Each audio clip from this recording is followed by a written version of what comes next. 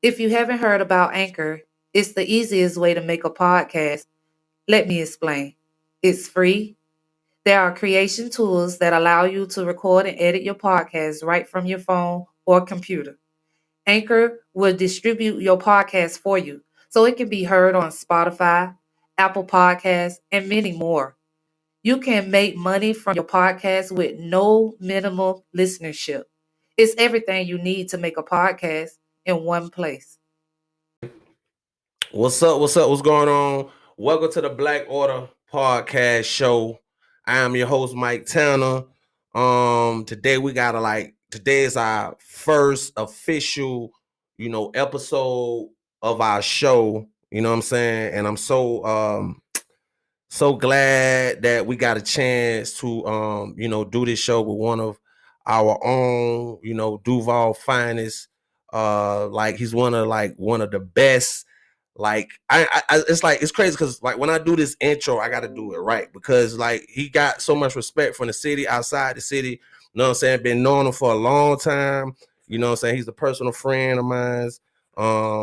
He's like, to me, he's like I kind of came a long ways, and he kind of came musically like right after me and Sonny, and he just took off. So without further ado, I want to introduce you, T.W.A.N, aka, the wise soul to the Black Order Podcast Show. You feel me? What's happening, T.W.A.N? What's going on? Yo, man. Thank you so much for having me, man. Blessed to be here, bro. Hey, bro, check this out, dog. Like, seriously, like, for you to even be on the show today, you know what I'm saying? Because I know, you got a lot going on. Mm-hmm. For you to even bless our show today, like, because I've been listening to your music. Like, tell me, like when did you know like you want to like do music, like rap? Like, who was your influences, like, you know what I'm saying, to get you started, you know what I'm saying, to be on this journey you on right now? Well, I mean, shit, it started as far as my parents, it's kind of hereditary. Both my parents are singers and they was active in music. I know my father, he was part of a group. My mom, she sung with them from time to time. So that's kind of where it started from as far as DNA. I first recognized my gift. I was about 7 years old. And just fast forward from there, just honing in on my craft, doing it, I was saying, for the love of it. Then eventually me and my cousins with this church I was going to at the time, Blessed Faith Missionary, we started this gospel rap group called BFB, Blessed Faith Boys. Yeah, that's and that's really what made me start taking rap like serious, even though I was always a fan of rap. Right. I was just always a fan of music, you feel me? Like all types of music, like soul, hip hop, gospel.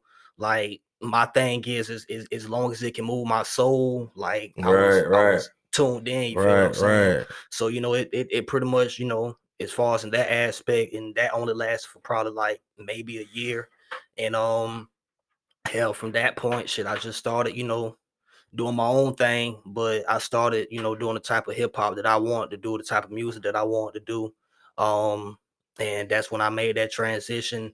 And from there, eventually, I ended up meeting the likes of, I was saying, you. Right. I was saying, shout out to Mac City, shout out to Sonny Reason. Shout out to Sonny Reason, Mac City. You feel what I'm saying? Like, just meeting y'all and getting around y'all. This was like a couple of months after like the whole BLB thing was over. Yeah. So it's like I remember that. I remember you was in the group. Mm-hmm. Right. Okay. Yep. Okay. Yep. I got you. I remember that shit. Yeah. So fast forward with that, and I'm saying, just doing my thing with y'all. I'm saying us collaborating. You feel what I'm saying? And doing songs and going to the flea market and stuff like that. I'm saying like Norwood. I'm saying if you know about that, done never recorded there, you already know what's up. You feel me?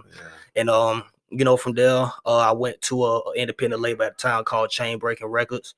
Rest in peace to Lou Babe. He was the founder of the record label at the time. Right. I was on there for about 2 years. Through that's when I really learned like the music business. Like that was like my introduction as far as learning the music business. I was able to, accomplish some things and do some things and pretty much get my feet wet. You feel what I'm saying? Just getting the competitions, going to open mic Mondays every Monday back when T-Roy, DJ King Ron had it. You know what I'm saying? Big salute to them. Yeah. And shit, from that, like I kind of took a hiatus afterwards. like after those 2 years of just me going, you know what I'm saying, having that run. And this is back when I was still young T.W.A.N, the problem child. Right, I remember that problem child. Yeah, it's back when I was still young T.W.A.N, the problem child. So what made me, I guess, kind of make that transition after the whole thing, it kind of went south with the label, but I know it wasn't no real personal hard feelings for the most part. Yeah, man. And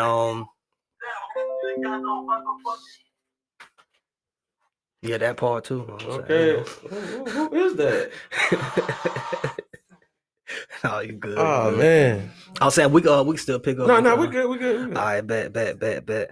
Yeah, and so you know, from there I took that hiatus, and I stayed away for like a good 4.5 years. Okay. Stayed away for like a good 4.5 years, and through that, like I made a transition. A lot of things transpired during that time. A lot of life changing things. Right. And that's what made me, you know, just switch up a lot of stuff. Even my name. That's when I went from Young T.W.A.N to just T.W.A.N. But I broke it down into acronyms so to have like meaning. Right. You know what I'm saying? Something that's, you know, meaningful to me and a reflection of who I am as a person and shit. Once I got back to it, in which that was like the beginning of 2013. I just been going with it ever since. Man, cause see, it's crazy because I remember, you know what I'm saying, you being in the group. I remember you know what I'm saying, T.W.A.N, aka the problem child, cause yeah, you always, like you said, it's the talented is in the blood, because I know your sister, she also, you know, sing, and she also got talent. So you know, that come from a gene, bro. mm-hmm. You know what I'm saying? Like, I ain't gonna lie to you, like fathers like me, like I'm like my dad is short. People don't understand. I'm 6'6". My dad like 5'6", 5'7". He wasn't that tall. So when he seen me, you know, get tall, he was like, I can't even believe that my son. He going around telling people that's my son. And you know, when I was little, I didn't understand. I'm like, why you keep telling everybody this? You know what I'm saying? But as I got older, he was proud, because he was like, that's my son. You see how tall I am? Look, you know. So it's like the talent, you know what I'm saying, with you, that shit don't fall far from the, you know, the tree, because you know, that's like you said, you know, it run in your family. You know what I'm saying? So that's crazy. That's how the position you in when I knew you, because we ain't seen each other in a while, but it's been a minute. I keep up with you. Definitely. Likewise. You know what I'm saying? Like, absolutely. Especially when you be doing like concert stuff, like, oh, who that? You know, Young T.W.A.N before. I said, I know him, that's my brother. So yeah, man. Like, you came a long way. So like, man. Who like far as like music and hip hop, you know what I'm saying? Like, where you feel like the state of hip hop like right now, like how you feel about it? Like, you feel it's in a good state? Do you feel it's in a bad state, or do you feel it's in any state at all? I feel like hip hop itself is still in a good state. I think the only difference is it's not, I guess, shown on the mainstream as much as it used to be. Yeah, I remember them days. Yeah. I mean, the paradigm changed, and truth be told, the internet got a lot to do with it. Between internet and radio, because that was the mark of, I guess, the new wave of what we know as hip hop being now. You feel what I'm saying? But I mean, even with like the true purists of hip hop and the artists that's out there, it's plenty of dope music out there. It's just, you know, people have to, I guess, search through the cracks and stuff like that. You know what I'm saying? Because most of those artists end up being like indie artists, or if they do get signed to a major, like it's not as much as it used to be. It's like every couple of years, you'll get like a hip hop purist. You know what I'm saying, like that's signed to a major label. That's like, even in recent years, if we speak in that regard, as far as, I guess, mainstream, like when you look at people like Griselda.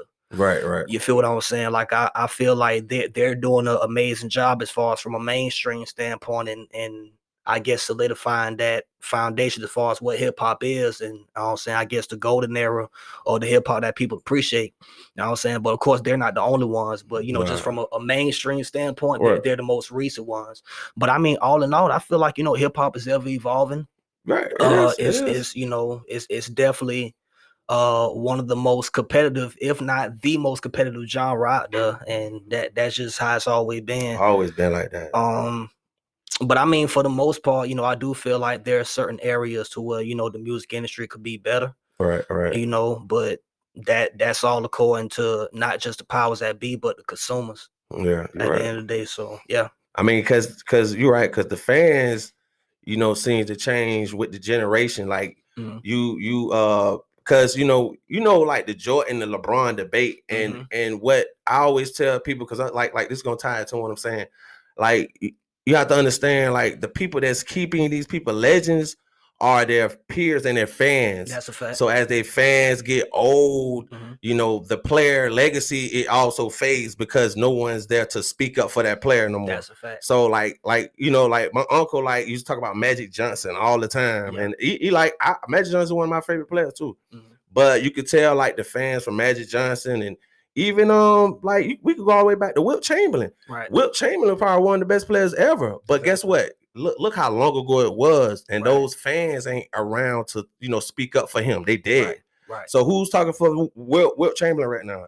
It ain't too many. It ain't too many. Ain't too many. So when you talk about, you know, like the 90s, and you know, like we left a stamp because they call us old heads. Yeah. Man, hell no, but I'm still here. I'm still in my 30s. But yeah, it's you know, you could tell it's kind of like fading, but we still here to talk, you know, talk up for, you know, Jay-Z, DMX, Tribe Called Quest, Nas, you know what I'm saying, Biggie, Pop, etc. Right. So we still here to talk up them to keep them relevant. That's a fact. But what these young kids today, like I love music today. I think, you know, it's different, and they trying to separate themselves from us. Like they don't want to be tied to lyrics and, you know, and all this word with, you know, wordsmith and stuff. They like it, but they like, I don't want to do that. That's y'all stuff.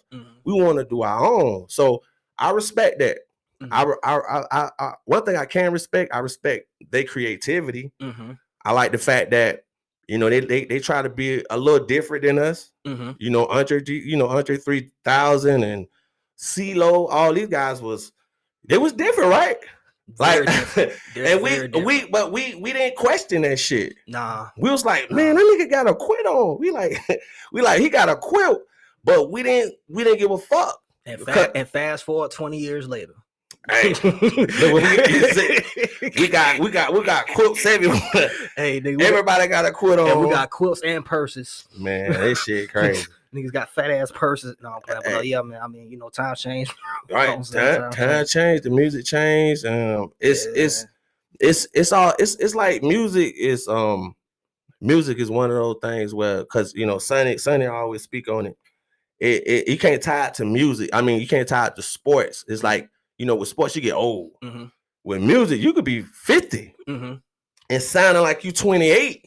You know what I'm saying? So to me, you can't really tie that age to music. Yeah, but the only thing, and unfortunately for our genre, which is hip hop, right, and it's been said before, and it's the truth. It's like we're like the only genre that gets aged. Right. I'm saying rock artists, R&B art, like Anita Baker can still put out an album and still do concerts, and ain't nobody gonna say nothing about it. And respectfully, nobody say anything about Anita Baker age, because she's still a phenomenal artist who's still able to perform at the level that she's at. Right, you're right. We don't have that in hip hop. We don't. But I'm saying, but why you think is that? Like from your perception of it, like why you think it's like that?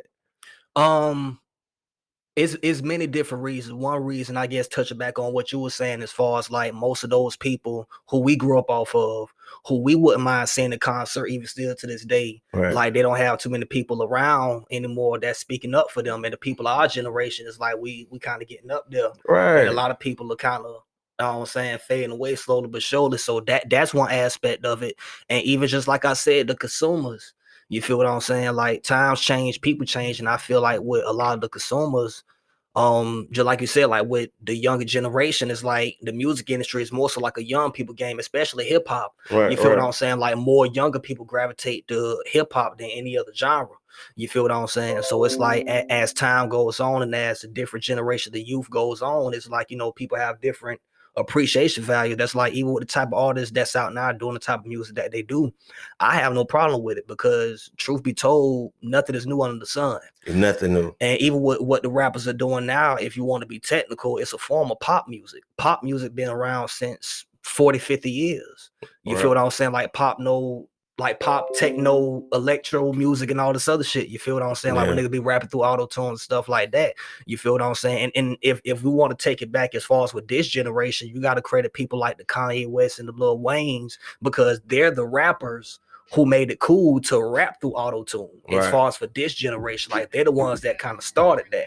Right. You feel what I'm saying? Like if you go back as far as within the last 12 years, as far as like not a person like a T.W.A.N, who's more so known as a singer who brought auto-tune, right? But like a Kanye West and a Lil Wayne who's known as rappers, who took the singing and whatnot and sang it through auto-tune, and that's what's prevalent today. Right. And you know what? A lot of people don't give Ja Rule credit for him as well. Right. All the difference is he didn't use auto-tune. He didn't use auto-tune. You know what I'm saying? He didn't. Like, and because he got shamed for it. And I think that it was one of those things where before the 50 Cent shit started, he was kind of caught in between, he was singing and rapping. He was like a pop hip hop. He was like a pop, but pop hip hop. But you see, like that's when it was breaking through. Yeah. Because I remember Wu-Tang. I remember RZA was shaming on this shit. Like, what do you call it? Like, you R&B rappers, you cat in the head ass rappers. Like,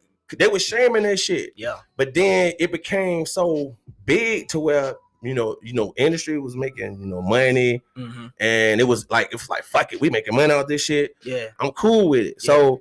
And like that's what I wanted to ask you, like far as like when you look at like hip hop like auto tunes and shit, like you respect that, I'm this me just asking you like from then to now, like how you look at it, like tell me how you looked at it when it was first new to you and you was like, what the fuck is this? And then now since you understand it, you know what I'm saying, how you feel about it? I mean, my stance and how I first felt about it is not too far removed from how I feel now. I still feel like for the most part it's singing.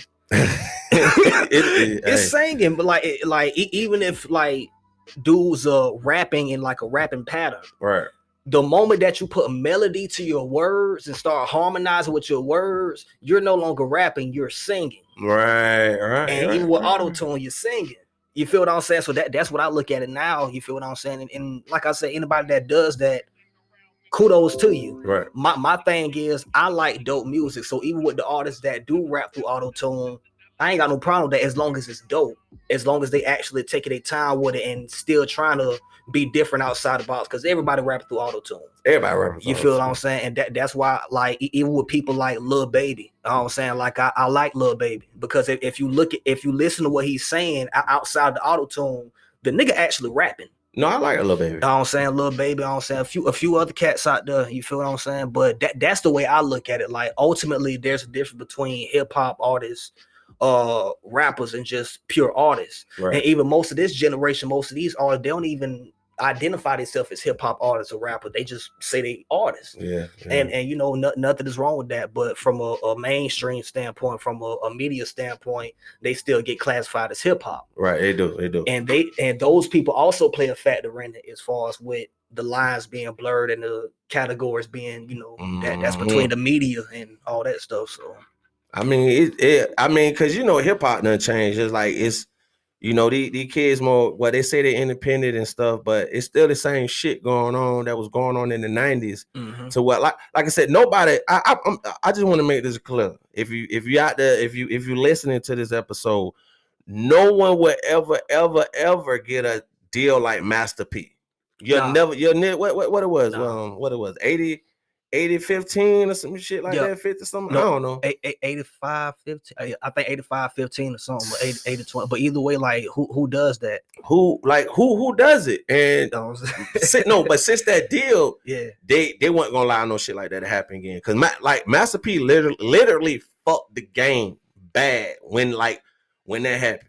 And they made sure we can't have no more Master P's. That was a crazy mistake because they underestimated You know what I'm saying? Him. Yep. And that's when they found out, like, they probably been new, but that's when the industry found out that the black dollar is powerful. Like, you know what I'm saying? These dudes coming from nothing, but they so talented, right? Given the fact that they in survival mode. And what they didn't realize, and I'm not trying to go off track, but when you be in more survival mode, you tend to do more things to stay alive. You think outside the norm than what the average person that's in the same environment that you surviving in, like you think, I'm saying, outside of what they may think. You feel what I'm saying? And not saying that you're better than them, but you see better for yourself. Right. Type shit. You know what I'm saying? You see the bigger picture. But yeah, I mean, hell, like, outside of P, the only person that's closest to do that is Baby and Cash Money.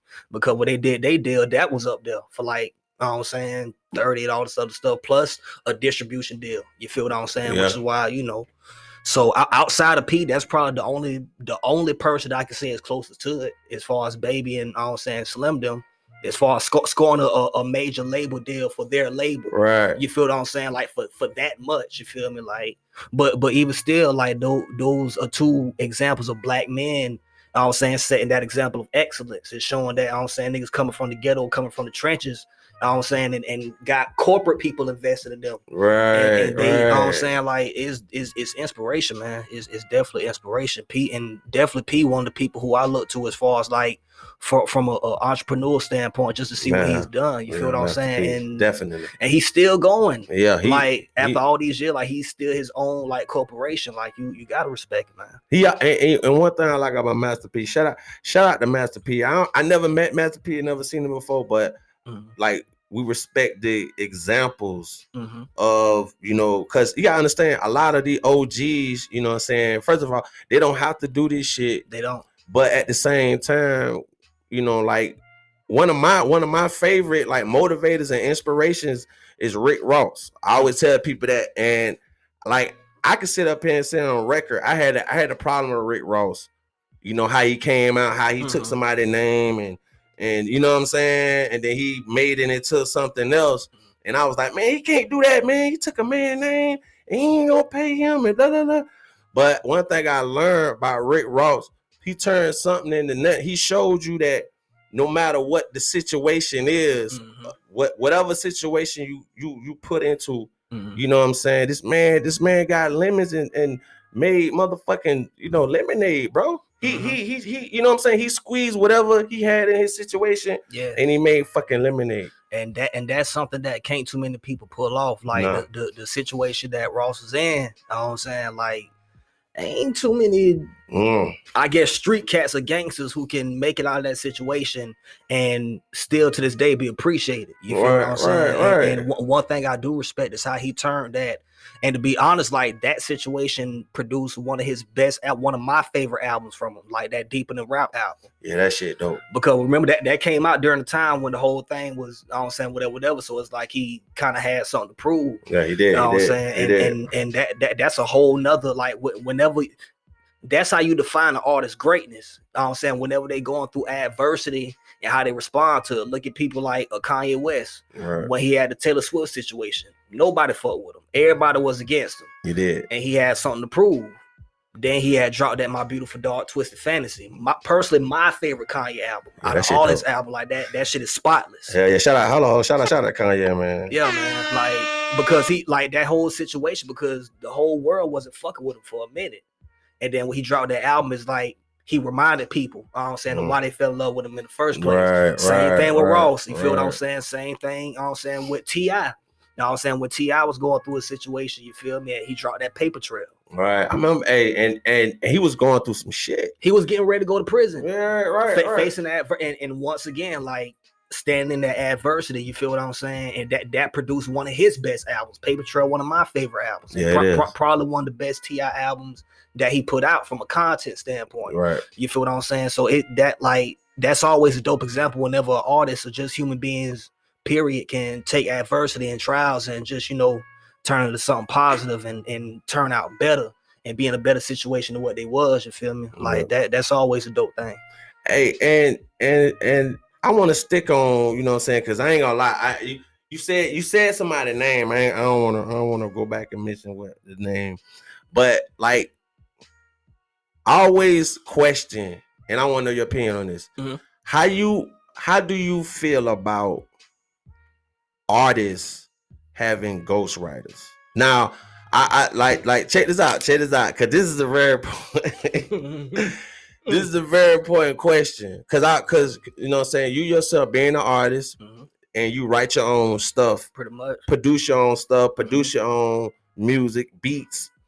Like do you feel like today is judged on a like in a lens, like it's judged closely rather than it was? Well, my bad, I'm sorry. Do you feel like it's not judged closely than it was in the past? Because in the past, that shit was like, boy, you don't write your own shit. Nobody ain't fucking with you. That's like, because in our era, is most of our shit based on being original. Exactly. So like today, like you mentioned, Kanye West, like somebody ghostwriting. Yeah. Yeah. Drake. Ghostwriting. But see, this is what I'm saying. Like, is it okay for you to, like, the question I'm trying to ask is it okay for somebody to ghostwrite for you if you're not talking about, hey man, I'm the best, I'm number one, nobody ain't better than me? Or you see what I'm saying? Like, because I always felt like you can't say you the best in your raps when somebody wrote that shit for you. So, like, you see what I'm saying? Like, but if you ain't rapping about no shit like that, you just talking about clothes, girls, and all that, I feel like I feel like a singer. I don't mind you having somebody that goes right for you. Mm-hmm. It all depends on what you're saying. Right. So, like, how you feel on that? Like, you know what I'm saying? I ain't gonna lie, bro. Like, I'm kind of on the fence with that, especially me being an artist. You know what I'm saying, that always have put my own shit together. You feel what I'm saying? Yeah. I mean, I definitely agree. Like, if you're an artist or even like a singer, like some of the biggest singers got ghostwriters. You feel what I'm saying? Some of our favorite songs from different singers was written by somebody else, and we still love it to this day. You feel what I'm saying? Good music is good music.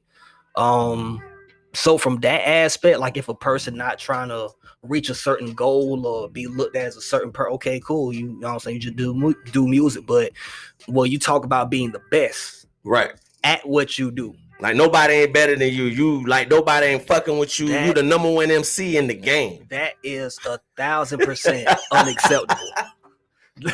Like that is 1,000% unacceptable. You lose a lot of points for that, bro. Like, and I don't see how certain like MCs don't understand that. Like, and I don't know, dog. Like, I'm just not with it. Like, I'm not with it. You ain't with the ghostwriting and shit. Like, you can't say you the best if you got a writer. Like, if somebody is helping assist you, they're the best. I always say that shit. Like, if you yo, what's happening? What's going on, everybody? Welcome back to the Black Order Podcast Show. You know what I'm saying? We had a little intermission real quick. Had to pay some bills with some sponsors. But you know what I'm saying? We still talking to our guest, T.W.A.N, the Wise Soul. We still got him here talking about. We chopping it up. You know what I'm saying? Man. Some of y'all out there ain't writing y'all shit, and y'all gotta stop it. That shit unacceptable, yo. Like, I don't even want to hear a nigga holler about they the best, man. Like, I don't want to hear that shit, man. I don't want to hear that shit, man. Like, real MCs, and shout out all my fellow MCs out there that actually put their shit together, man. Salute to y'all, man. All my male and female MCs, you know what I'm saying, that write this shit, put this shit together, man. Salute to y'all, man. Hey, man. Salute to y'all. Salute to y'all. And also salute to everybody in Duval County. That's an artist. Absolutely. Singer, you know what I'm saying, rapper, whatever. You do paintings, whatever. Shout out to all the painters, shout out to all the poets in Duval, shout out to all the dancers in Duval, man. Yes. All the speakers, I'm saying all the movers and shakers, man. All the movers and shakers, man. Shout out to all the business owners as well, man. Especially the black business owners, man. Salute to every last one of y'all. You feel what I'm saying? Like, I don't know how I'm saying black business right here. I'm saying Lost Tribe Mafia. Shout out to my homie. You know what I'm saying? Okay, shout out to Lost Tribe Mafia, man. Lost Tribe Mafia. Shout out to the homie. You know what I'm saying? Rashad, man. Salute, man. Yeah, man. Cause we gotta support our own, and you know what I'm saying? Make sure y'all get that Black World Order. You know oh yeah. Support, man. Black World Order. Appreciate it. I got it. I'm saying, yeah. Oh no, I got a surprise for you after the show. You got an Oprah gift. I got a gift. I gotta give you something, bro. You got that bitch under the seat. I'm saying, like, I ain't got it. Shit, fuck that. I should have taken it under the seat. Shit. Fuck that shit. I'm gonna start hiding prizes all around this bitch beside under the pictures. Hey, we Fuck it. hey, I got some pride from that. Hey, man, look behind that picture right there. Okay, I'm about to put shit up under here. I'm like, every guest get a but every guest that come on the show, you know what I'm saying, I want to give them something. You know what I'm saying? It, man. For the love and appreciate, you know what I'm saying, appreciation, coming on the show, man, time and all that. So everybody that come on the show, you know what I'm saying, you know, it gonna be accommodated something. I gotta give y'all that. That's love, man. That's love. Absolutely, you know what I'm saying. And everybody, shout out to everybody at Black Royal Order Corporation too. You know what I'm saying? I got a team of people. Salute to everybody out there that's on the team. I got a good group of people that's always surrounding me, and we surround each other. And salute to you, I was saying, for even doing your thing and establishing the team, the whole Black World Order. I was saying, because you've been doing it for a minute. A lot of people don't know you've been doing this for a minute. Trying. You feel what I was saying? So to see where it's grown and elevated, man, like I definitely salute that, man. Salute, man. Appreciate it. I'm glad to be a part of the first podcast. You feeling like, hey, man. I just know this, bro. You the first of many, but on some real shit, like you setting the tone for this show. Like, so it's kind of like when anybody else come on this show, they gotta match what you doing today. You know what I'm saying? And I'm pretty sure I'm saying they will, man. Like, salute to any and everybody that's I'm saying scheduled to come through, man. Like, salute to the whole town, man. Duval County 904 type shit, man. Yeah, we in the building. And I want to like real quick. I want to go over real quick because of your albums. Like I know you got a few. You know what I'm saying? You got a few, and like I just want to, you know what I'm saying? Because like, you know what I'm saying, my memory bad, so I had to write shit down, of course. But I just want to name a few. I know you got, you know, T.W.A.N, the album, right? Yeah, that was the debut. I'm saying that was the debut. Executive produced by me as well as Burnham Jones, man. Big salute to my bro Burnham Jones, man. You know what I'm saying? Did that. I pretty much made it like out of a movie form. It was like a soundtrack, like movie form. You feel what I'm saying? And definitely major salute to all the features on there, man. And salute to my homie B Money, man, because that's the one who mixed and mastered the album. You know what I'm saying? I work with him on a couple of joints, man. But that's my go-to guy, man. Salute to him. You know what I'm saying? Salute to Mixed Therapy Studios as well. Yes, yeah, and you got an album called, you know what I'm saying, on Self Therapy Session, right? Yeah, that's well, that was actually like a soundtrack, because basically how that was first presented, it was just visuals. I was just dropping visuals and whatnot with music behind the visuals. I did all that last year during the pandemic, because the Wise Soul 2, which is my upcoming album, was supposed to drop last year, but you know, different life situations happened with kind of, you know, my spirit went to a whole different direction. Like me, I'm one of those artists who I move in the spirit.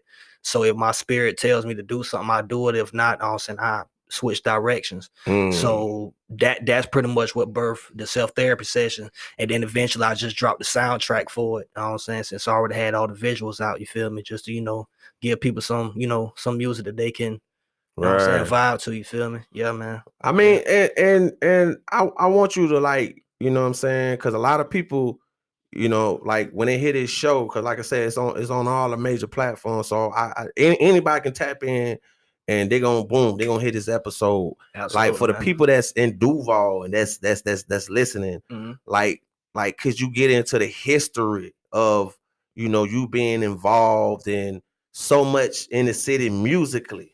Oh man, like man, especially since I came back in 2013 after that hiatus, I could say from 2013 probably up to maybe 2019 or last year, I've been blessed to do some very, very, very dope shit, man. Like some very dope shit in the city. A lot of that stuff I can't remember off bat, because like I said, I did a lot. I did a lot.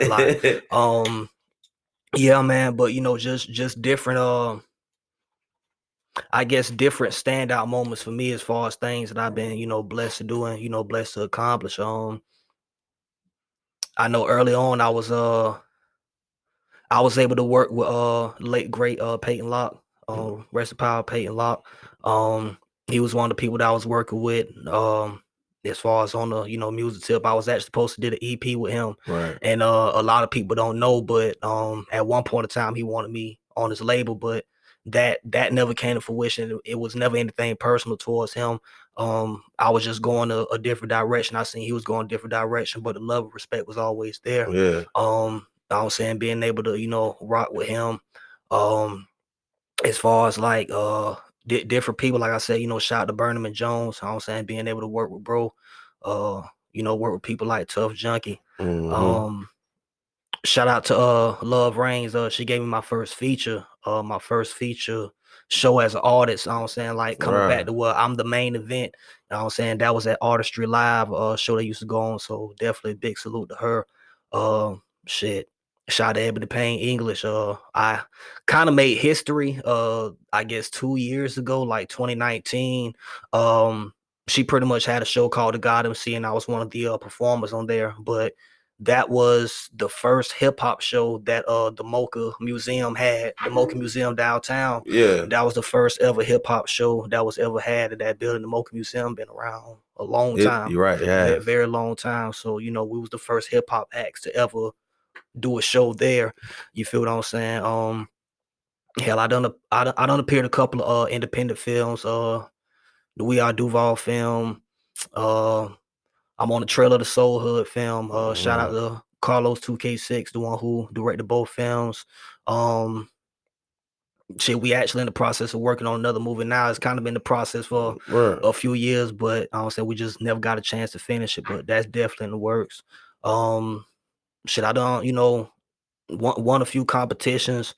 Like it's just been a lot, man. Like I've been placed in different magazines. Shout out to Void magazine. They've spotlighted a few of my projects. You feel what I'm saying? And yeah, man, like it's just a lot. Like I've had, what I'm saying, spotlights on the radio, just different things, man, different things. So I just thank God that I'm able to still, be around and I'm saying still be relevant in some way, form, or fashion. Also, shout out to Ebony Payne, the title track to her album that she released this year, Common Goza. I actually produced that. Right. You feel what I'm saying? So, and I'm appearing in the short film that she put out. I'm saying I do make a cameo in that. Shit now. Yeah, man. Yeah. You around to be like partner, you around to be acting and shit. Man, like that's definitely, especially once I put out this upcoming album, which is The Wild Soul 2, which I'm gonna be dropping before the summer is out. I want to get more into that. Oh, okay. I want to get more into that. Like I want to show my range. Like I kind of want to do like more comedy and shit. Cause like you know me, I'm a fool and I like to laugh. It is crazy. It's stupid. Yeah, nah. I'm surprised you did no shit like that. Bro, it's definitely coming. Like I've been low key. I've been writing some scripts of my own. You feel what I'm saying? Shit. So, yeah, man, I got some shit in the works. And I've been, working on my camera game. That's like with the self-therapy session, like all the camera work I did. Oh, shit. And that was my first time ever like stepping into videography because like that ain't really my thing. But me either. When it comes to art, like I always like to challenge myself because I just love art. Right. You feel what I'm saying? So, hell, if I knew how to paint, hell, I'd be doing that. You feel what I'm saying? Like graffiti and shit. But see, you got a calling. You see what I'm saying? Yeah. And like, like sometimes we got hidden talents and don't even know it because we be in our little box. That's why I try to tell people, get comfortable being uncomfortable. Yeah. You see what I'm saying? Don't try to be so complacent and like, I don't do that. This is all I do. Cause you don't know, like I'm discovering stuff that I didn't know I had in me that pause that it was in me. You know what I'm saying? Right. So now it's like I'm just, moving and revolving around whatever I feel like, the vibe is pulling me. It's like all the stuff that I do, bro, is gravitational. Yeah. Like that's how I know it's like it belonged to me. It's mine. I'm supposed to be doing it. Cause as soon as I step to it, that shit be pulling me. Absolutely. I'm like, oh shit, it's like a magnet. Absolutely, man. So a lot of shit, like a magnet opposite attracts, right? But some shit, it ain't. You don't supposed to be dealing with it. It's no gravitational pull. It's nothing there. It's that's like real. You don't belong there. So I could tell like you doing the acting thing and that was something that was calling you and shit. Yeah. You see what I'm saying? So, and I thank God for it, man. I thank God, and that's definitely something that I'm tap more into. Also, another thing that I forgot to mention, a couple of years ago, I opened up for Beanie Siegel. whoa, shit. Yeah, I opened up for Beanie Siegel. Shout out to Beanie Siegel. Shout out to Beans, man. Definitely hip hop legend. I'm saying hip hop legend.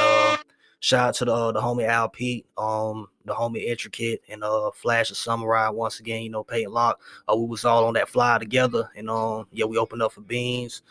Shit, I done opened up for Mickey Facts.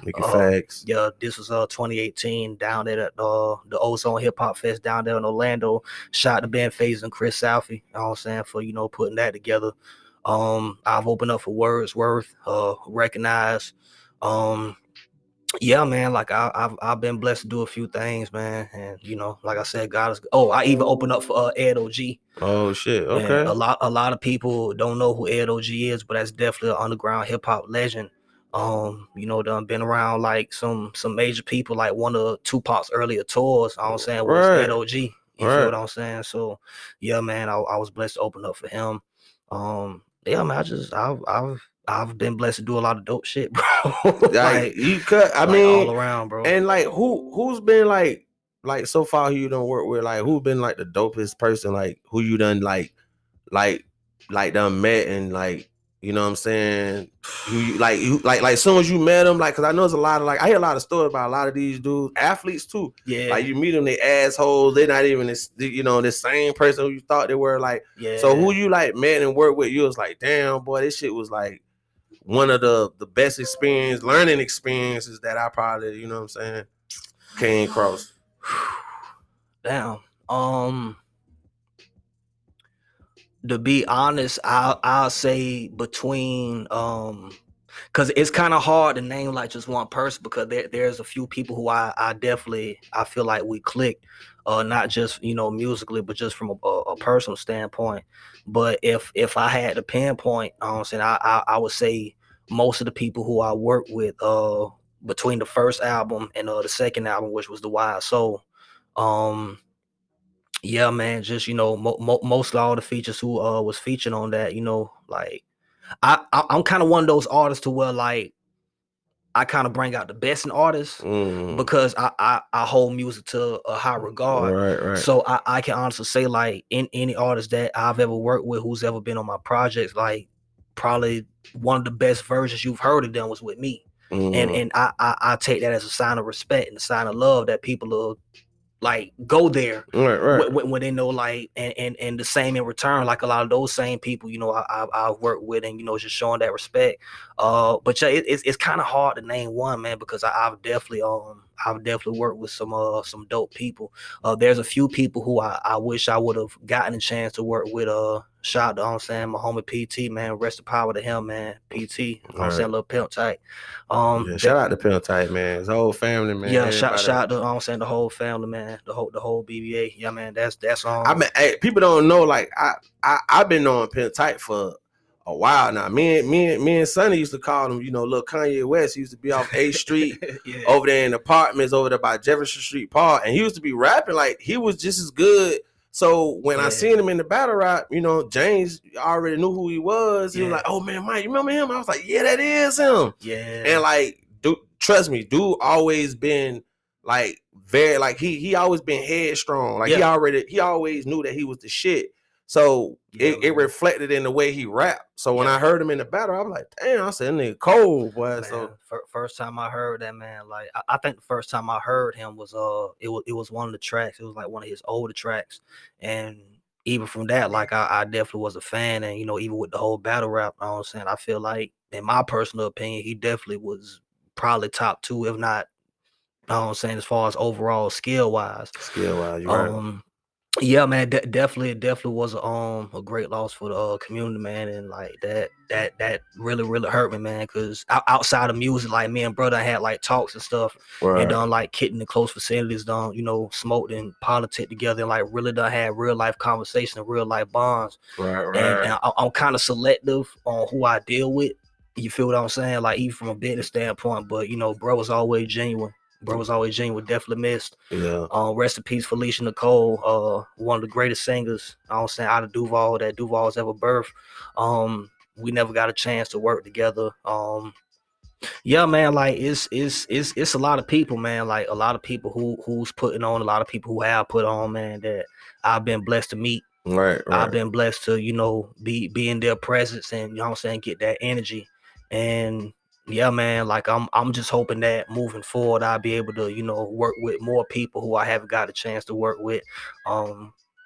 There's a few people who were supposed to be on previous albums, but that didn't make it. Shout to Sonny Reason. I love you, bro. I knew he was finna say something. I love you, bro. I was supposed to be on his shit. You were supposed to be on one of the projects. You're supposed to be on my shit too. I was supposed to be on one of his. Yeah, he did. Man, I sent you a raw beat too. And I was ready. We're like, what happened, man? So much shit happened, man. I ain't got no excuses. That's true.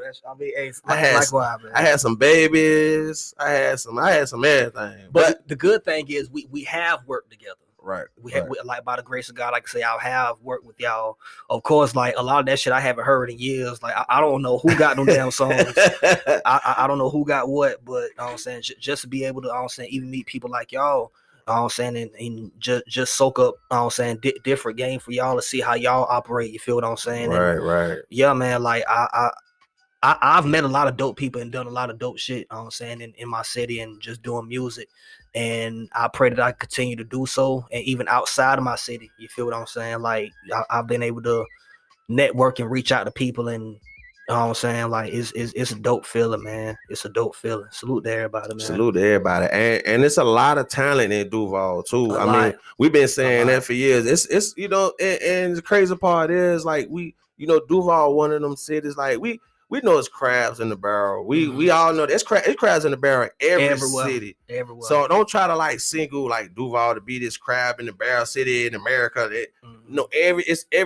It's a barrel everywhere in every city with crabs in a motherfucker. Everywhere. And everybody trying to save themselves. But I think that the city being the fact that, in our state, Miami is like it's like the capital of Florida, right? Yeah. It's like the highlight of when you come to Florida, you think about Miami. That's first place to think of. Miami, Orlando, Disney World, and shit. Daytona get more love than Jacksonville. That's a fact.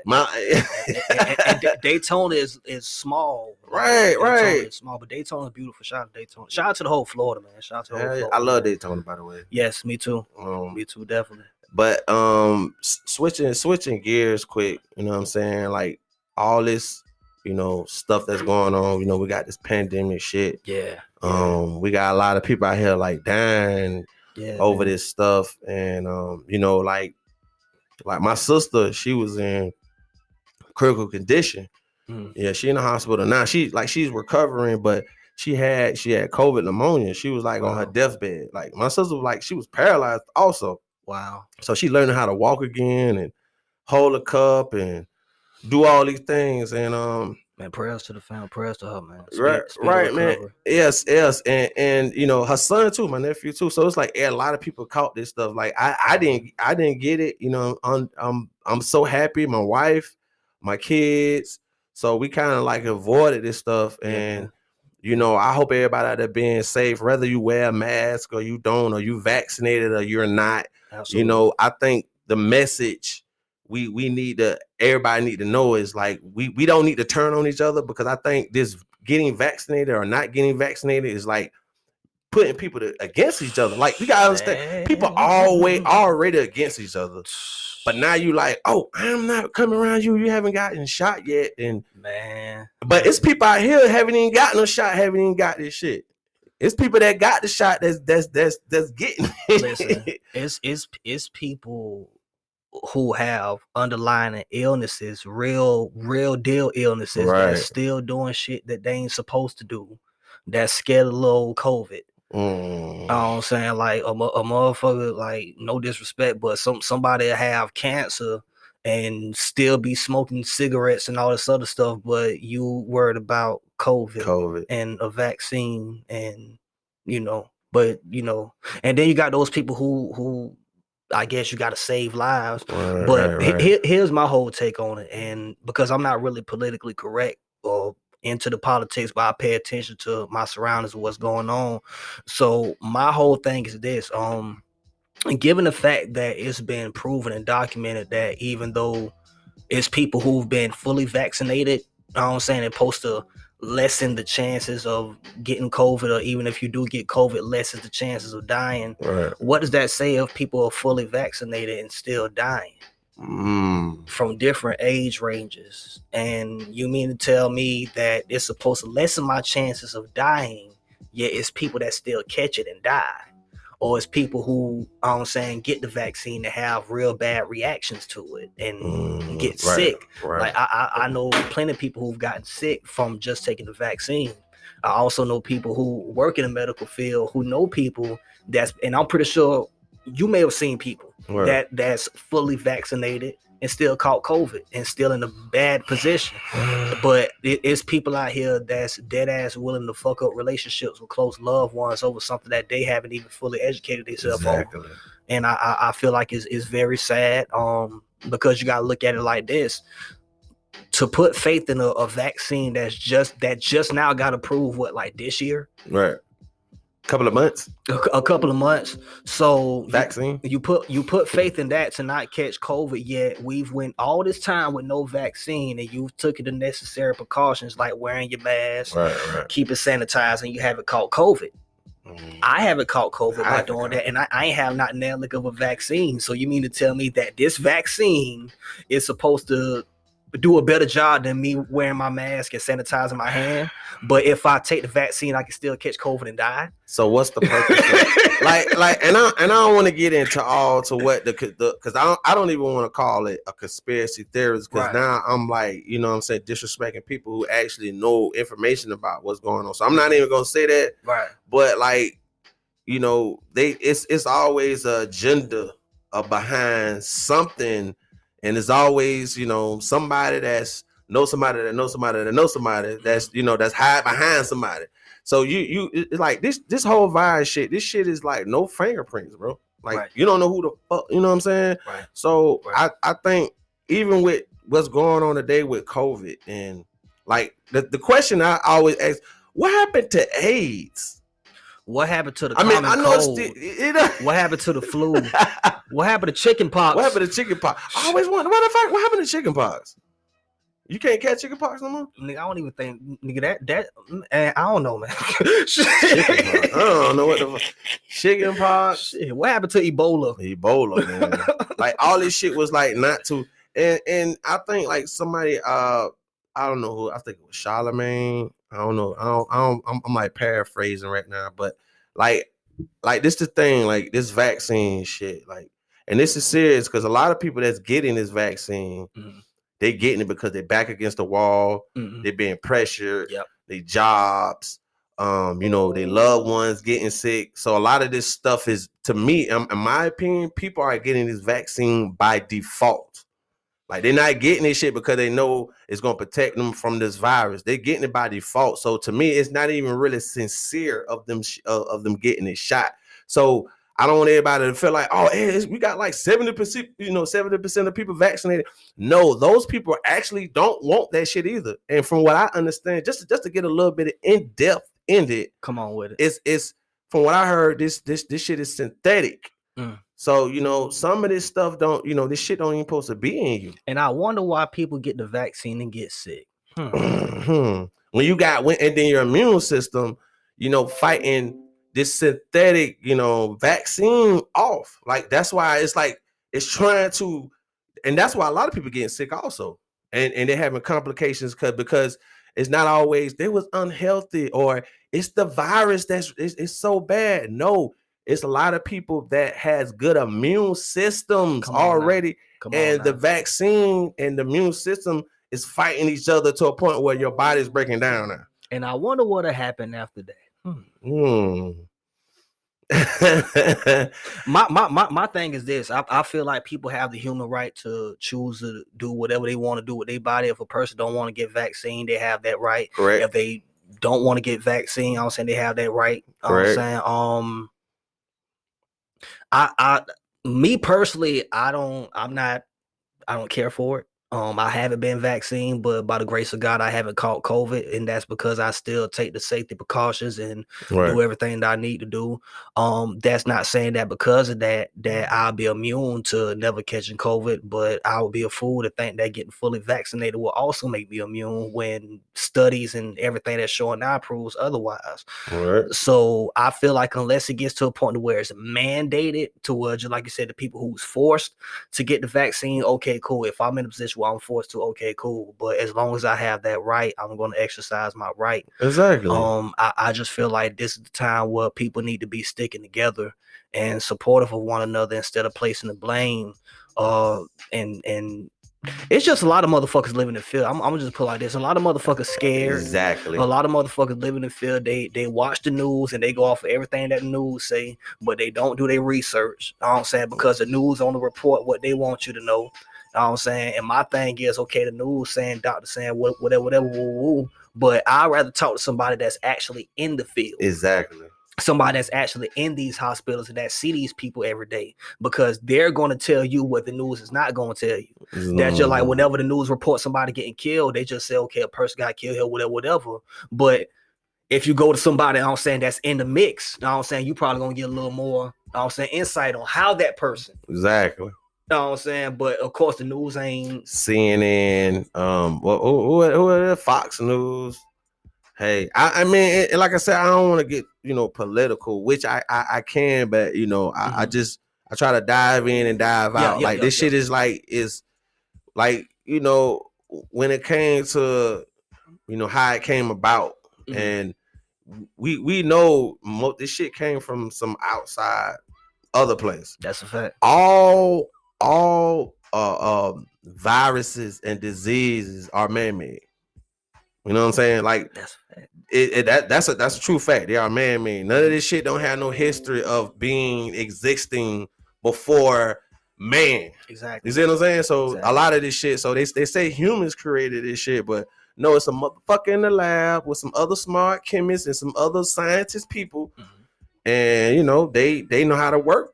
Put shit together. So it's like, man, like they say we living in them last days. Like I feel like every day is the last day. That's a fact. So it's no certain time when the last day is coming. So we have to be prepared, and what I'm saying, have to be ready for survival. So we always ready. So like real quick, we finna take a quick little intermission. I gotta pay some bills to our sponsors and all of that, but we're gonna be right back with T.W.A.N. You know what I'm saying? The Wise Soul. We're gonna try to get into some tracks. Hey man, I'm with it, man. No, I'm saying, I ain't gonna lie. I heard some shit. I ain't gonna lie. I'm gonna play one of your songs when we come back, bro. Like it's from the Self Therapy album. It's like I think one of the first songs that come on that shit dope. Appreciate it, man. You know what I'm saying? So yeah, we're gonna be real. We're gonna be back real quick. Y'all stay tuned. All right. Yo. What's happening? Welcome back to the Black Order Podcast Show. I'm your host, Mike Tana. And we still here with you know what I'm saying, T.W.A.N. Hold up. The Wise Soul. In the building, man. And I wanna play one of his tracks real quick. Cause we was up here chatting about his music, and I don't think if you from Duval, you probably know of him or seen him in person, or you know what I'm saying, was at his a concert, seen him perform. So, but if you haven't, I want to play y'all a little something real quick, a little, a little snippet from one of his LPs, Self Therapy Session. Season what sound is like this is a soundtrack? Yeah, soundtrack of season 1. It's season 1, yeah. Okay, hold on. I'm saying let's see what this is. Hold on.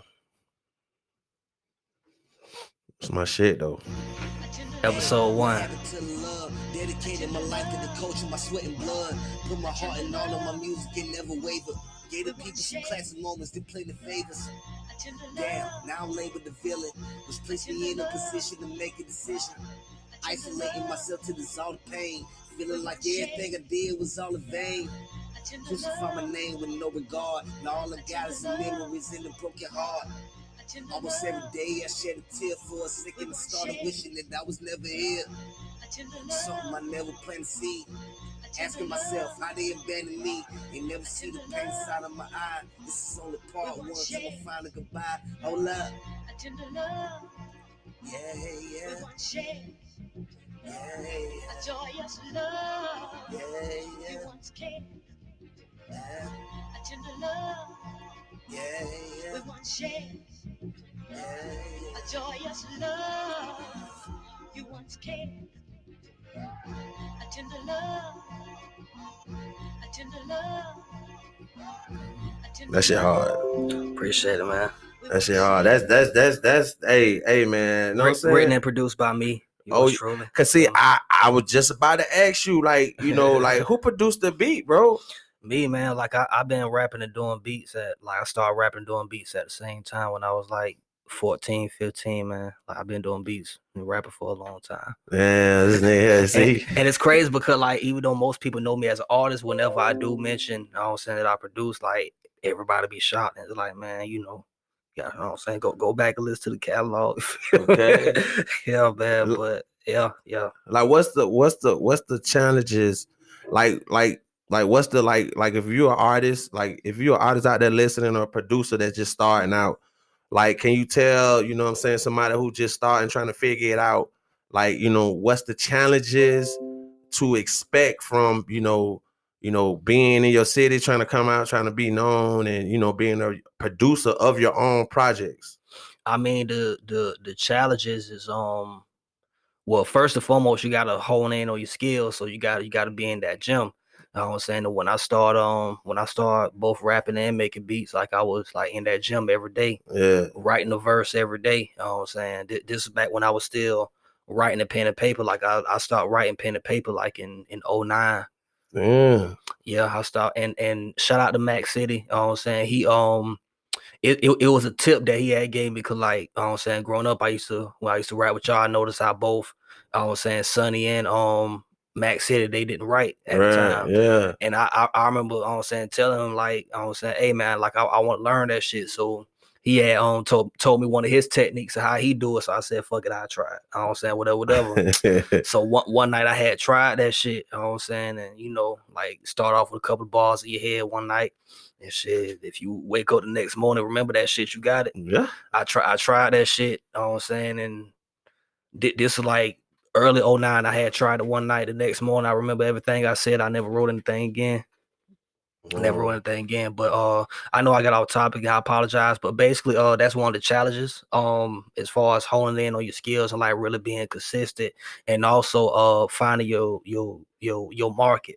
Because that's one of the main things that's going, I guess, determine how far you get. You know what I'm saying? Because the type of music that you do, everybody don't do. So the key thing is surrounding yourself with people who not only do the type of music that you do, but with the consumers, like people who love the type of music that you do. Right. And just going from there. Right. You're right. And you're right. Cause I learned, like, you have to surround yourself with people with their likes, with the same mind and same path as you. Right. And that's what's going to, you know, make it mash together. You know what I'm saying? That's why when I started this corporation, I knew everybody brought something, you know, to the table that, you know, that I didn't have. Like I always heard, like a lot of these successful entrepreneurs, that people we know of, like they always, like I hear them say the same thing, like, you know, you have to be around people that's smarter than you. Exactly. Be around people that got more money than you. Don't be the smartest person in the room. Because you ain't gonna grow. Nah, you're not. You know what I'm saying? But see, you have to understand, a lot of people ignorant. They so egotistical and so stuck on who they are. They don't look at it like that. They look at it like they want to be the one, but don't see no progress in their team because you the only one that's smart. You the only one that's got money. You the only one. So when you look at your team, you like, why y'all ain't got it? Cause you gotta switch around. You know what I'm saying? And I mean that's another one of the challenges. You feel what I'm saying? Because of course some of those people like you have a certain like bond with and a certain like, you know what I'm saying, whatever. But I mean shit, growth is uncomfortable. Right. It is. Growth is uncomfortable, and like it's not for the faint of heart. But you know, when your intentions are pure, even when you make decisions to, I guess, surround yourself with certain people and not affiliate with certain people, when your intentions are pure, God and the universe gonna always look out for you either way. Right, you're right You about feel me? that. So yeah, man. You're right about that. And you know, you know what I'm saying? We have to be more I think we have to take more responsibility in, you know, our actions as far as like, because I think a lot of people they kind of run from, you know, who they are, and like That's a lot of fact. people That's fact. running towards something, like they you know, they chasing something, and It don't go nowhere, bro. nah, Like it don't, and that's like when I first came in this shit, bro, I knew who I was. I know what I stood for. I know what I'm not gonna stand for. I know the type of music that I want to present. I know the type of artistry that I want to present to the world, and I wasn't finna compromise that for nobody. right. I wasn't finna compromise that for nobody. Like even still to this day, like, you know, what I stood on before, I still stand on. Only difference is that I'm older now. You feel what I'm saying? So Right, the experience is different. You know what I'm saying? I had to experience more pain. You know what I'm saying, to get more sharper and more. You know what I'm saying? You know, that pressure make diamond type shit. You feel me? So Okay. yeah, man. But I mean, but that's really the main thing. Like, you know, just standing your truth and who you are, what you stand for. You feel what I'm saying? Like, just, you know, like standing on that. And most people don't understand that concept, but you know, teach his own. Okay. To each his own. Like you want to keep fucking up and keep finding out why you ain't making it. It's your fault. And then a lot of times it be the people who you surround yourself with, because certain people don't really want to see you win like that. And a lot of times it'll take you years, you know what I'm saying, to realize that, you know, certain people but everybody who around you ain't in your corner. No, they're not. You know what I'm saying? Like, and most artists, a lot of people, they don't, I don't say understand it. I had to learn that, I don't say, the hard way. You feel me? Which I'm pretty sure most artists and creative do, but it's all a part of growing pains. It is. You know, so and you know, people, I think a lot of people, you know, they hate to go through stuff. Like they think they don't have to go through it. Like what I've learned throughout the years and even today, like, you know, you're going to go through something's going to challenge you. It's kind of like you can't go through every day, every life, everything is good all the fucking time. You ain't gonna learn shit. You ain't gonna learn. I always told people you can't learn nothing from winning. You learn nothing from winning, because the only thing you learn from winning is what? Nothing. Right. But in defeat, you learn to, you know, to appreciate it. You learn to, you know, you find something within yourself you didn't know you had. Like we all got it in us. Like we all got the Most High. We all got it, God in us, but we have to tap into it. So, you know, he gonna challenge us. And it's like he gonna challenge you on the things that, you know, you weak in. And you may feel like you're strong in it, but you know, I know better. Like, you need to work on this. And why I keep going through that? Because you're not good in that. I'm gonna keep taking you through that till you learn it right. Yep. So it's like the struggle. Like I think Talib Kweli said it years ago. I think on one of his albums, it was like The Beautiful Struggle. He had an album called The Beautiful Struggle. I remember the album, one of my favorite albums. Likewise. And you know, you have to appreciate the grind and the struggle. It ain't pretty, but you know, when it's being built, like, you know, like I always thrive on, I want to build my company, you know, brick by brick. Like I don't care, because I'm on my time. Right. I'm not on nobody else's time. So I'm not in a rush, but I know I'm on the right path. Right, I'm on the right journey. Exactly. I tell people every day I wake up feeling like $1 million, and I don't got no money in the bank. And like, why? I'm like, I mean, you know, your thoughts is your reality. So if you think it's already there. Spiritually rich. Right. Spiritually rich. Like that's, man, that's a whole nother level of, I don't saying, like, yeah, a lot of people don't go there. A lot of people don't go there. I don't fuck with that shit. Like, so man, it's I understand, like, you know what I'm saying? Cause like I want to like get in your mind, like what, you know, what is your, like, tell the people, like, you know, what make T.W.A.N go? Like what, you know, what drives T.W.A.N, you know, what keeps him going? Like, because there's a lot of artists, like, you know, people don't understand, you've been doing this for a while now. Like you, like, to me, like you're a vet now, bro. So somebody that's young that start now and is probably going through the little trials you done went through, they want to know, like, you know, like try to tell them, like, you know, like how to, you know, hold on and get yourself through those times to, you know, drive, because I always say motivation runs out. So I always tell people, you know, I have figured out, like, after motivation runs out, you have to be consistent and disciplined. You know what I'm saying? These are very two hard things that people struggle with. Right. I ain't talking about in music, just life. Just period. life. So like, what, you know, what's your drive? Like, what keeps you, like, you know, you going without, you know what I'm saying, when times is like giving up and like you feeling like, man, I don't want to do this. Like, what keeps you like moving and pushing? Realizing that, you know, the universe didn't allow me to do the things that I've been blessed to do for nothing. Realizing that I wasn't given this gift for anything. And just always having that mindset that it's bigger than me. Right. It's always been bigger than me, which is why I carry myself in the humble fashion. And you got a lot of people that's just fake humble. You know what I'm saying? I'm genuinely like that. Like I said, you've been knowing me a long time, and I'm always grateful. Even during the bad times, like that. That's one of the things that I also want to, you know what I'm saying, just throw game like on the younger cats. Like, even during the bad times, like when shit ain't going your way, like you still gotta be thankful for the position that you in. Right. Because like it can always be 1,000 times worse. It can always be 1,000 times worse. So, you know, just my driving force is always feeling like I have something more so to prove within myself. Right. You know what I'm saying? Which is why I don't care to compete. I don't feel like I'm in any competition with anybody, and even for those who try to compete with me, like, you know what I'm saying? I even said that in the song, like, you know, like, laughing at these rappers who thinking they could touch a god, just to let you in on the secret. I ain't studying y'all. Hey. And it's not on no arrogant shit, like, but I dead ass don't be studying niggas. Like, I be focused on my purpose.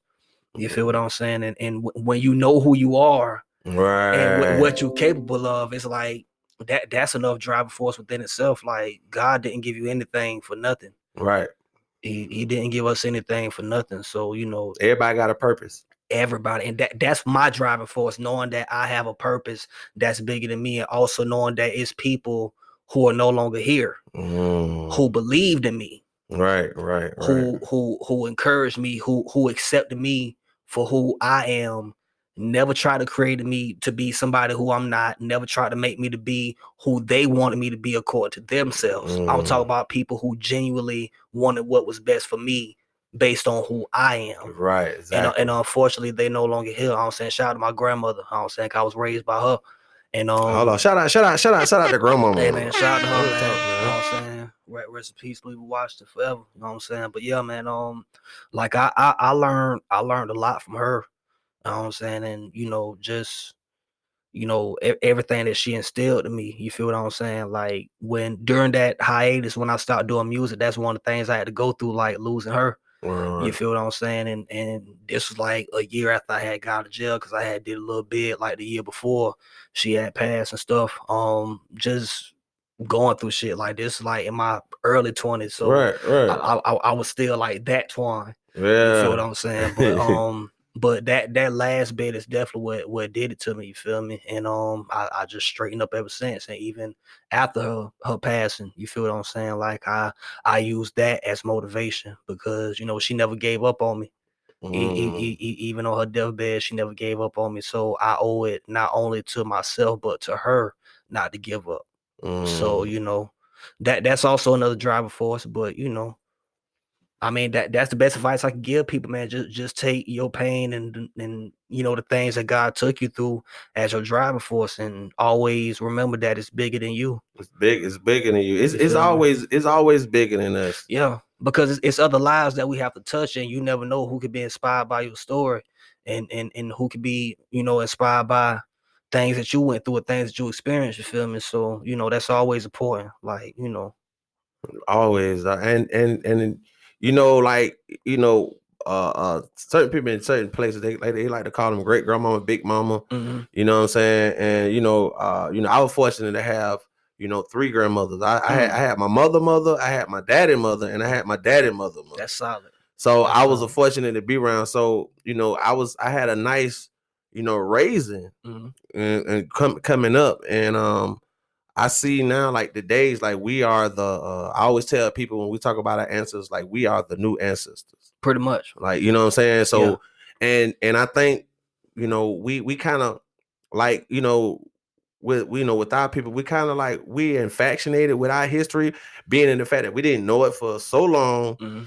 And now that we done came across, because we living in the information age where you can find any information anywhere. Right. So people be, you know, ecstatic, excited. They be overwhelmed with all of this Black history that people discover. And I understand, like, cause when I discovered it was new to me, I was like, oh shit, but this is something that people already knew, but I didn't know then. Right.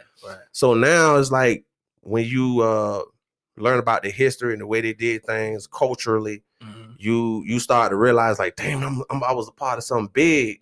But, you know, we stuck in the era where we trying to, you know, do things exactly like them. And everything in every century or era, it was for that exact time. It was for that time. So yeah, you can't fuck around and take a fucking old motor and put it in a new damn car in a fucking Tesla. That shit ain't gonna work. It ain't gonna run right. It ain't. So you gotta put new with new. You have to adapt it to the time is in. I think that a lot of Black folk, we still trying to live out this, you know, I don't want to, you know, offend anybody, but we still living out this, you know, bow and arrow time. You see what I'm saying? We you know, that's how we got defeated. First of all, dinosaur. You know what I'm saying? So I think we need to, you know, create our own, you know, our own rules, our own culture. You think like we can still celebrate the traditional things that our ancestors did. I'm cool with that. But I think that they want us to create our own. Like, hey, we gave y'all the tools. Don't be exactly like us and do exactly like us. You know what I'm saying? Create y'all own. Y'all are the new ones. And another thing that I think also prevents that is the fact that the Blacks of this generation is nowhere near like as far as like with the civil rights Blacks and the slavery Black, because there was more togetherness. It was. But if you look at it like during those times, it's like they really didn't have no other choice. Like, couldn't no Black person afford to be against each other. Yeah, y'all may have had problems or whatever, but that shit ain't last long. Ain't nobody die. You feel what I'm saying? Especially in slavery days, like wasn't no other Blacks killing no other Blacks. We were getting killed, I'm saying, by our oppressors and shit like that.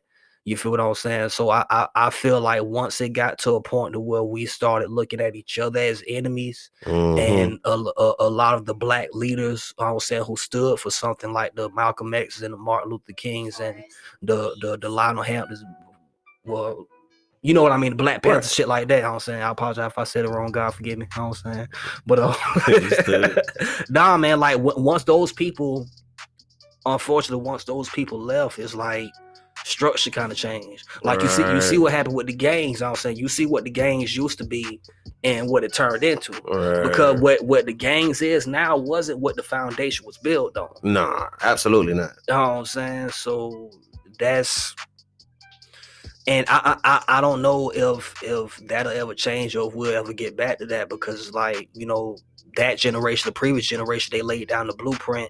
Certain Blacks, I guess, took it on, and then certain Blacks just said, fuck it, we finna, you know. And I agree, we should create our own, you know, our own culture. Yeah. But in order to do that, we have to love each other first. Exactly, bro. We have to get back to that point where we love each other first. I'm saying, like, I think a lot of people, I think a lot of Black folks, I think we do, you know, love each other. Like, 'cause one thing I seen about Black folks, we have shown, you know, throughout history, like we can come together and really embrace each other and be there for each other. I just think that we so, you know, mentally, I think I've said this years ago, I think all Black folks need therapy. Like, seriously, like all of us need therapy. As I've gotten older, I've gotten more accepting to that. Right. And for a long time, I was like, you know what I'm saying, you know, I ain't going, I just pray about it. Right. That only worked with so much. That only worked with so much. And when you be in your thoughts a lot and trying to rationalize stuff, you may be able to figure stuff out, but it's always good to have that outside ear, I'm saying, to give you another perspective outside of what you may already see, or give you a perspective that you may not even thought of. Right. You feel what I'm saying? But the reason why it's a lot of Black people that's hurting now, I'm saying a lot of people that's dealing with trauma, black people that's dealing with trauma, and to be honest, like even in our generation, like we deal with a lot of like generational trauma, I'm saying, passed on like from our mamas and stuff like that and shit that they never, I'm saying, resolved, and I'm saying our fathers and stuff like that, and they get passed down on to us. Right, You feel what I'm right. saying? And even in some of our generation, like even when you look at some of the younger kids now, you know what I'm saying, like that's kind of a reflection of generational drama. Right, Or right. generational trauma. You feel what I'm saying? That's why the murder rate so high. Like a lot of people look at these kids killing, like these kids are hurt. Yeah, it is. And that's not to justify saying what they're doing is right, because a lot of that shit ain't right. You feel what I'm saying? But it's a lot of deep rooted issues. It's a lot of deep rooted issue. That's why it'll probably always be gangs and gang killing, because it is shit deeper than rap. It is, dog. You feel what I'm saying? Like your people killed my people, so it's like that. Like ain't never gonna be no peace. You know what I'm saying? Then you came back, killed my people, so now I feel the same way you do, and it's a constant cycle. Nobody ain't gonna stop. Nobody gonna stop because they operating out of hurt. It's a lot of black people in this country, in this world, that's operating out of hurt, and instead of taking the healthy precautions to do it, it's like we you know us, we gonna get it how we live. We gonna get it our way and solve it our way. And a lot of times, well, most of the time, it don't work. It ends up backfiring. And yeah, it does. It does. Yeah, man. And to add on that, like I think, you know, a lot of that stuff backfired because, you know, the way how our parents was raised. Like I always say, our parents was raised in a certain, you know, time where, you know, certain rules and certain things applied. Like, you know, beating kids. That was something that, hey, like I don't necessarily, you know, beat my kids. Like you know, me and my kids have talks. Okay. You know what I'm saying? So, you know, you know, once in a while you might have to, you know, spank some ass and shit. Like, hey, get over there, stop now. Yeah. But you know, I think, you know, they came out that it. I always looked at my mother. They came out that slave Jim Crow shit. You know, to where they had to, you know, survive. Time was different. Yeah. And a lot of people didn't speak up. And I think that, you know, with us, like we came behind, they were trying to raise us like that. Right. But we was kind of, you know, we was kind of breaking out like if you look at the internet today, like we grew up in the crack era. I was born in the crack era. I was born in 81. Okay. So if you, just like me and Sonny done said this before, the internet, like the internet today, technology today is the crack era. Yep. It's the equivalent of that. Both, if you look how you know, you can make money off crack. You can make money off the internet. You know what I'm saying? Yep. People get addicted to crack. You get addicted to the internet. And it's even, to me, it's more potent than crack. Because it's something that you can, like the internet, you can become whatever you want. Like it's kind of like with crack and drugs, it kind of control you to a point where with the internet, it makes you feel like you're in control, but you're not in control. The machine is in control. Exactly. You know what I'm saying? Exactly. So I think, like you said, we living out that time, and you know, we gon', you know, I think our era and our kids, if we can break this curse. Yeah. You know what I'm saying? That we've been trying to break for years. Yeah. I think, to be honest with you, I think the curse broke.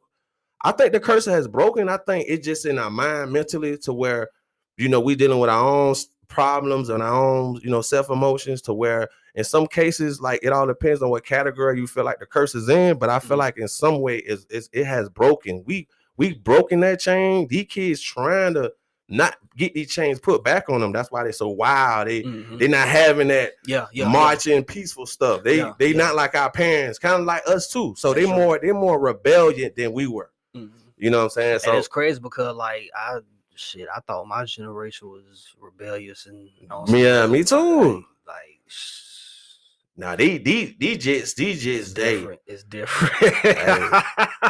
They more, because I felt like our era was so, like, on some real shit. I feel like our era was so gangster. Like our shit was so, like, even the kids today was like, it ain't like the 90s, man. It's like today more you could get along, get shit done.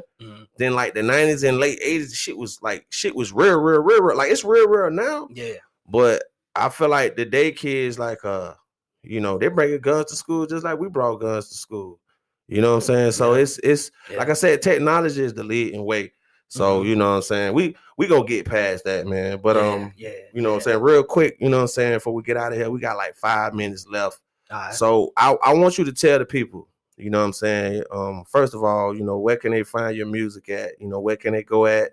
And you know, find your stuff so they can purchase it, check you out. You know what I'm saying? Because people gonna be listening now. So I know they wanna, you know, they're interested in trying to find out, you know, where your stuff at. Hey man, y'all can find all my music on T.W.A.N.1.bandcamp.com. Also, you can go on all major streaming platforms. I'm saying type in T.W.A.N. and you can find me all major media platforms. You can also follow me on social media at I am T.W.A.N 904 on Instagram, T.W.A.N Music 904 Facebook, T.W.A.N Dickens on Facebook.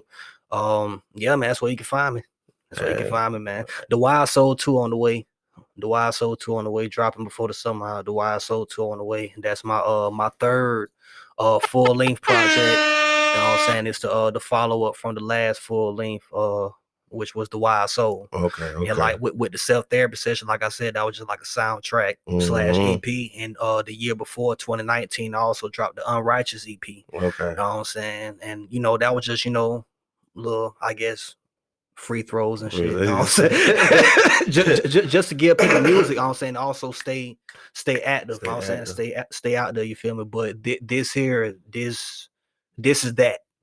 As far as the album, like this is that. Is that, huh? This is that. Okay. This is that. I've never worked on a project this long, and I did it intentionally.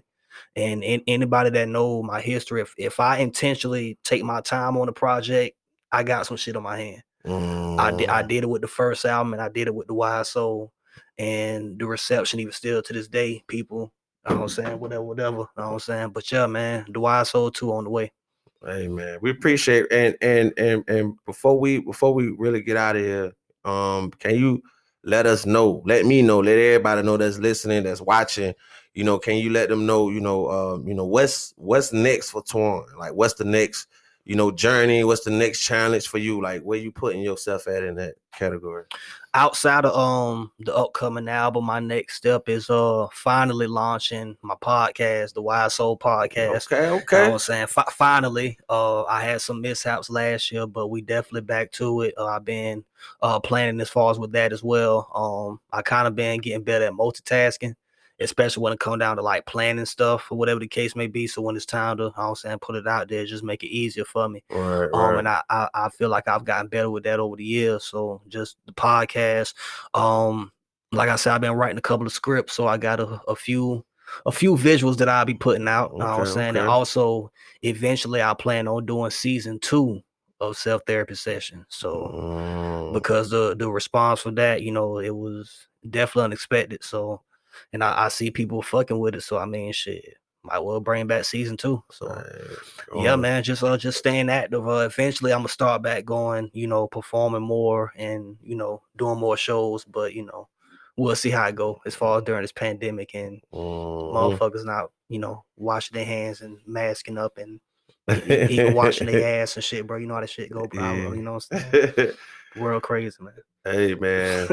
I appreciate you coming on the show, bro. You know what I'm saying? It's been a blessing. Thank you for having me, man. It's been an honor, bro. Like, you know what I'm saying? Like you just kicked off our season. Like, this is the first episode, season 1. And you just blessed it and kicked it off. So the next person that come behind you, it's kind of like, you know, you coming behind a great performer, you like, hey man, I don't know, we can rap after him, boy. That shit, that nigga just like says. So I really appreciate it, man. I appreciate everybody that's listening. You know what I'm saying? Please subscribe, go on YouTube, subscribe, and like our channel, follow us so you get all the content updates to when our next show gonna drop. You know what I'm saying? Shout out to Black World Order Clothing, Black World Order Corporation. We got a lot of stuff in tune. Can't wait to y'all be here ready for us for our next show. I ain't gonna tell y'all who our next guest is, but trust me, you're gonna love it. Shout out to everybody that's watching it on YouTube. I appreciate y'all. You know what I'm saying? T.W.A.N, the Wild Soul. Yo, thank you once again for having me, man. Shout out to the whole Black World Order family, man. Salute to y'all, man. Hey man, we in here. Know what I'm saying? You hear me?